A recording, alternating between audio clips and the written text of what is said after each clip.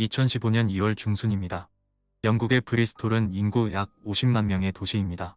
그리고 대부분의 브리스톨 사람들이 한 사람을 찾고 있었습니다. 베키 와츠에게 이런 일이 발생했을 때 그녀의 나이는 고작 16세였습니다. 1998년 6월 3일 베키 와츠가 영국 브리스톨에서 태어났습니다. 그녀는 어릴 때 근심 걱정 없이 쾌활한 아이였습니다.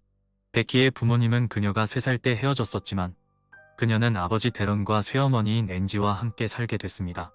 너무 어렸던 덕분이었는지 베키는 아버지와 새어머니와 매우 친근하게 지냈습니다. 그리고 새어머니는 베키보다 12살 많은 매튜라는 아들이 있었습니다. 하지만 베키가 학교를 다니고 사춘기가 올 때쯤에는 행복한 아이와는 거리가 멀어졌습니다. 그녀는 학교에서 몸무게 때문에 놀림을 받았었고 이 일로 인해서 결국 거식증이 생겼고 학교도 중퇴하게 됐습니다. 하지만 어떻게든 그녀는 극복해냈고 상황은 다시 점점 좋아지고 있었습니다. 2월 18일 수요일 베키는 클럽의 작은 파티에 갔습니다. 그리고 그날 밤 친구의 집에서 게임을 하고 영화를 같이 봤습니다.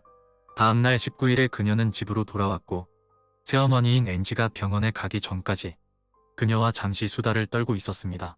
그리고 앤지가 외출하고 돌아왔을 때는 오전 11시 15분이었고 베키는 사라졌습니다. 베키가 섭식장애와 사회적으로 괴롭힘을 당해왔던 것은 여러분들도 이미 알고 있습니다.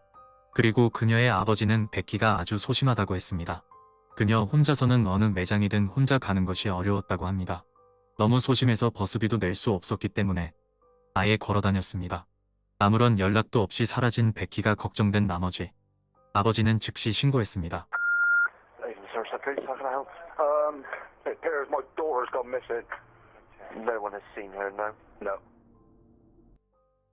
집에서 그녀의 휴대폰과 노트북, 태블릿도 함께 사라졌습니다. 하지만 옷이나 돈은 그대로 있습니다. 베키의 부모님은 친구들에게 그녀의 행방을 물어봤습니다. 하지만 베키는 친구들과 꽤 친밀했지만 그들과도 연락이 전혀 없었습니다. 단국과 베키의 부모님은 그녀가 가출한 것이 아니라 누군가에 의해 당한 것이라는 생각이 들기 시작했습니다. 그리고 일주가 지난 월요일에는 전국적인 미디어에서 베키가 사라진 것에 대해서 다뤘습니다. 브리스톨 전역에서 수색이 시작됐고 한겨울의 연못까지 들어갔습니다. Bex, if you're watching this, please come home. We love you so much, and I really think sort anything out doesn't matter. Just come home. 경찰은 그녀의 가족들과 가까운 사람들을 인터뷰하기 시작했습니다. 그리고 새로운 것을 알게 됐습니다. 앤지가 오전에 병원에 다녀왔다는 것을 기억하시나요? 그 시간에 베키는 집에 있었습니다. 하지만 어떤 연락도 하지 않고 그녀는 사라졌습니다. 즉, 베키가 집에 혼자 있지 않았던 것입니다. 베키의 어머니는 그날 있었던 얘기를 했습니다. 쇼나는 문이 열리는 소리를 들었고 그녀는 베키가 나가는 것이라고 추측했다고 합니다. 즉, 그녀가 잠시 외출했을 때 아들 매튜의 여자친구 쇼나가 집에 있었다는 것입니다. 매튜는 사실 컨디션이 상당히 좋지 않았습니다. 섬유근육통이라는 병을 앓고 있었기 때문입니다. 이 병은 전신의 통증이 느껴지는 아주 고통스러운 병입니다. 매튜는 쇼나를 20대 초반에 만났습니다. 그때 쇼나의 나이는 고작 14세였을 뿐입니다. 정상적인 사고로는 이해할 수 없는 나이 차이를 가진 커플이지만 그 둘은 함께 살았습니다. 그리고 쇼나는 앤지를 돌봐주는 사람이 됐습니다. 이 말은 그녀를 마지막으로 본 사람은 쇼나가 되는 것입니다. 물론 쇼나는 문을 여닫는 소리만 들었다고 했지만 어찌됐든 베키의 마지막 모습을 안다는 것입니다. 경찰은 매튜와 인터뷰를 하려고 했었지만 그는 계속 거부 의사를 내비쳤다고 합니다. 그래서 쇼나에게 왜 그런 것인지 물어봤습니다. 물론 쇼나는 아무것도 모른다고 일관된 진술을 했습니다. 매튜는 사실 베키를 그렇게 아끼지 않았다고 털어놨습니다. 그가 생각하기에 베키는 너무 이기적이었고 부모님을 대하는 태도가 너무 마음에 들지 않았다고 했습니다.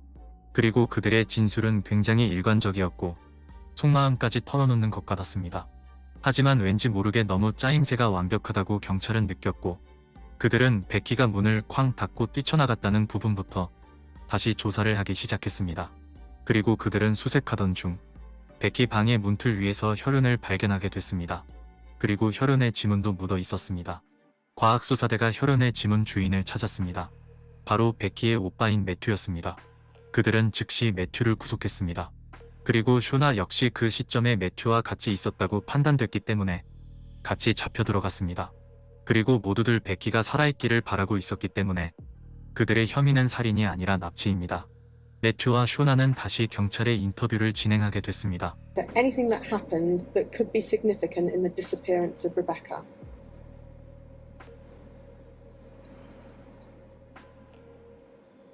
No. Are you absolutely sure?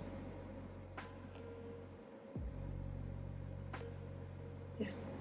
I know you've got something to tell us. I can see it in your face. I was just making sure there was nothing like a weird, significant thing that I hadn't thought of. I don't know. 인터뷰를 보셔서 아시겠지만 쇼나는 이제 거짓말을 하고 있는 것이 들통났습니다. 명백히 드러난 거짓말을 경찰은 바로 알아챘습니다. 물론 매튜는 아직까지 잘 모르겠습니다. 이 시점에 경찰은 네이선과 쇼나의 집을 수색하기로 결정했습니다. 그곳은 엉망진창 돼지우리 수준이었습니다. 하지만 유일하게 굉장히 깨끗한 곳이 있었습니다. 바로 욕실입니다. 그리고 그들은 리모델링 전문점 영수증을 하나 발견합니다.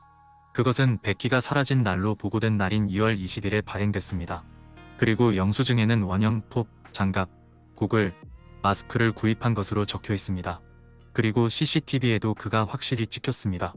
하지만 그들은 그 물건들로 집을 수리한 흔적이 없었습니다. 그리고 경찰은 그들을 즉시 납치 혐의에서 살인 혐의로 바꾸어 체포하였고 두 사람 모두 유죄를 인정했습니다. 그는 분명히 베키를 납치할 계획을 세웠습니다. 그리고 그녀가 너무 예의가 없는 것에 대해 훈계를 목적으로 매우 거칠게 다뤘다고 합니다.